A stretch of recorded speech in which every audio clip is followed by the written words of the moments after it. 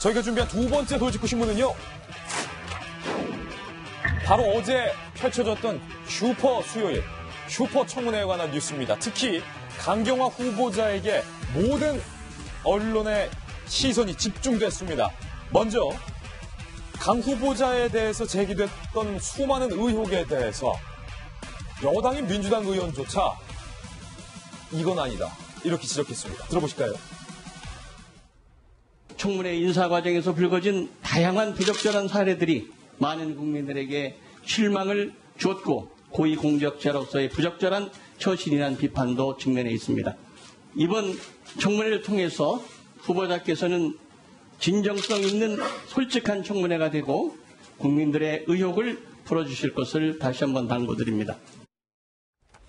여당인 민주당 내부에서도 이 의혹에 대해서 실망스럽다라는 질타가 나왔습니다. 그런데 강 후보자의 어제 청문회 내내 지금까지 제기됐던 의혹에 대해서 충분한 해명이 나오지 않았다라는 분석 기사가 오늘 일제히 보도되고 있습니다. 직접 들어보실까요?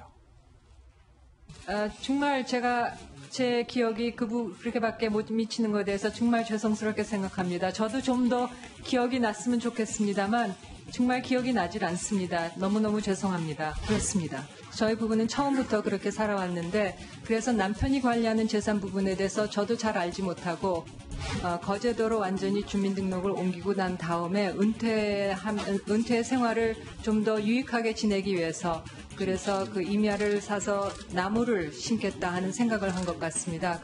그런 취지에서 그 임야를 샀고 인정할 수 없습니다, 의원님.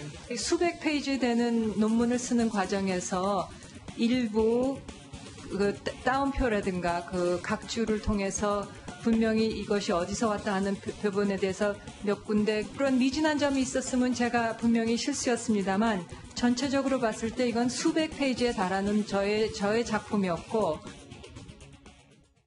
제기된 의혹에 대해서 몰랐다, 죄송하다, 기억이 안 난다, 내가 안 했다라는 답변으로 일관을 했습니다. 그러자 야당 의원들의 집중적인 질타가 이어졌습니다. 야당 의원들의 질타도 한번 들어보시죠. 저는 이 문제는 사과로서 그칠 문제는 아니지 않느냐는 그런 생각을 갖습니다. 조금 전까지도 미안합니다, 죄송합니다라고 얘기했는데 이 정권의 인사 배제 기본 원칙 5대 원칙 중에서 최소한도 3가지 이상이 위법이거든요. 그렇다면 지금쯤에는 뭔가 다른 생각을 해야 될 때가 되지 않느냐라고 생각하는데 이 정도 의혹이면요, 고위공무원단, 고공단 하는 거 있죠. 그 검증에서도 저 정도면 통과하기 어려운 수준입니다. 왜냐하면 부동산 투기나 이런 세금 탈루는 매우 엄격하게. 여당 의원님들은 옛날에 전복 호랑이 같으시더니 지금은 전복 고양이가 되셨어요. 예, 이거 어떻게 검증을 하시려고 그러시는 건지, 치어리더 역할을 하시려고 그러는 건지 잘 모르겠습니다만은 더 미미한 걸로 장관을 그만두는 그런 사례들이 많이 있었습니다. 그래서 도대체 청와대가 무슨 생각하고 있는지 참으로 염려스럽습니다. 이런 상황에서 정말로 외교부 장관으로서 중심을 가지고 청와대 외교안보팀의 의세에 눌리지 않고 할 수가 있는지 그에 대한 의문이 있고요. 지금 여당 의원들이 혹독한 검증 질문을 쏟아부었는데 김무식 교수께서 보시기에 어떻습니까? 어제 지금까지 제기됐던 의혹에 대해서 충분한 답변이 나왔습니까?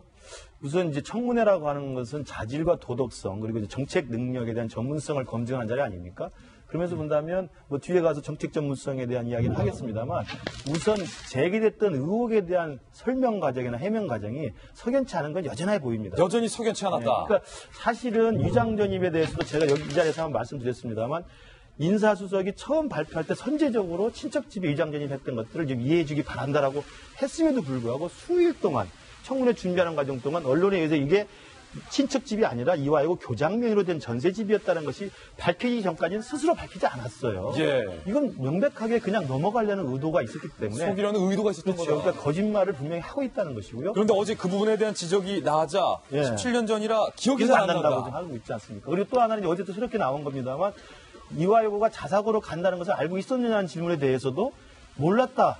알 리가 없었다고 하지만 명백히 드러난 증거가 있지 않습니까? 예. 전입한 다음 3달 뒤에 이화여고 교장과의 인터뷰를 이 강경화 후보가 직접 했습니다. 그때 질문에 이화여고가 지금 자사고 준비가 잘 되고 있습니까? 라는 질문을 한 거예요. 예. 그걸 기억이 안 난다고 또 발을 빼면 안 되죠. 그러니까 저는 정책 전문성은 차치하더라도 일단 도덕성 측면에서 거짓말을 하는 의혹이 좀 너무 세고요. 예. 그다음에 지금 또 하나만 덧붙여 말씀드리면 지금 시청자분께서 저 화면 보시면서 강경화 후보자보다 친박 의원들이 총출동돼서 이제 그분들 많이 쳐다봤다는 느낌이 있는데 그리고 어제 하루 종일 청문회 기간 동안 이 SNS 상에서는 이제 이른바 문재인 정부를 지지하는 사람들은 이제 친박에 대한 그 비난을 많이 하더라고요. 예. 쟤들이 저게 나와서 저렇게 말할 자격이 있느냐. 뭐 물론 그런 감정은 저도 이해합니다. 저도 그런 생각이 듭니다만은 그래도 그 친박 의원들이 나와서 하는 것이 꼴보기 싫더라도 그들이 질문한 질문 내용에 대해서는 강경화 후보자를 조준할 필요는 없어 보입니다. 예. 두 개는 좀 구분해 주기를 좀 부탁드립니다. 사실은 오늘 김광덕 전 부장님 모셨는데요. 예. 과거 청문회 때 주요 단골 답변이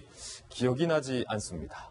제가 한 것은 아닙니다만 저도 잘 모르겠습니다. 인데 오랜만에 이 단골 답변이 어제 강 후보자에 대해서 다 나왔단 말이에요. 네, 그래서 그동안 인사청문회가 이루어질 동안 유엔에 주로 있었잖아요. 많은 실실 동안. 근데 그러한 전략을 어떻게 잘 유엔에 있으면서도 잘 다른 사람들 하는 걸 네, 그래서 그런 거와 미스테리다.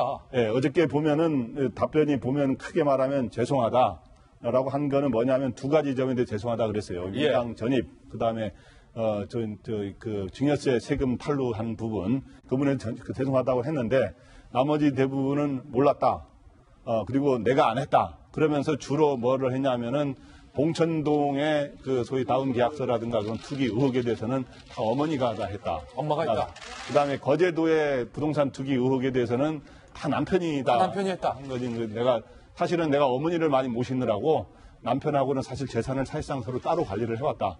뭐 이런 식으로 해서 결국에는 관여한 게 별로 없어요. 어제 거제도에 땅 7,000평, 남편의 소유로 돼 있는 땅 7,000평 투기 의혹이 또 새롭게 나왔어요. 네, 그렇죠. 그래서 거제도에 두 딸에게 물려준 땅 말고 예. 그 해변가에 보면 또 반대편에 그게 5,000평인가요? 하여튼 몇천 평입니다. 예. 몇천 평인데 그 부분은 부동산 투기 아니냐. 그 딸이 있는 집에 살면 되는 거지 또 다른 돈 수천 평을 살 필요가 있느냐라는 최경환 의원 질의가 있었는데 뭐 가치가 수십 배 상승했다고요. 예, 그래서 그거에 대해서는 뭐 나무를 심으려고 그랬다 이렇게 했습니다. 어쨌든 제가 어저께 종합적으로 볼 때 강경화 후보자의 의혹은 제가 지금까지 저도 청문회 취재를 많이 해왔습니다만은 또 이번에 청문회에서 보면 다른 김상주 후보자 지금 김희수 후보자도 있습니다만은 그에 비해서 상대적으로 조금 더 큰 게 아닌가 하는 그래서 결격 사유 중에 가장 현재로서는 제일 많이 거론되는 게 아닌가 하는 생각이 들고요. 예. 그래서 어저께 보면은 자유한국당에서 거론한 거 보면 5가지 5대 불가론 중에 아까 서청원 의원은 최소 3가지 이상이 걸린다 그랬고 최경환 의원은 4가지가 걸린다 그랬는데 소위 병역 면탈 빼고는 다 의혹이 있다 이제 이렇게 하면서 병역 빼고는 다 걸렸다요. 예, 그 최경환 의원은 그래서 거기 확인된 거는 위장 전입하고 소위 세금 탈루 또는 탈세로 확인된 거 아니냐.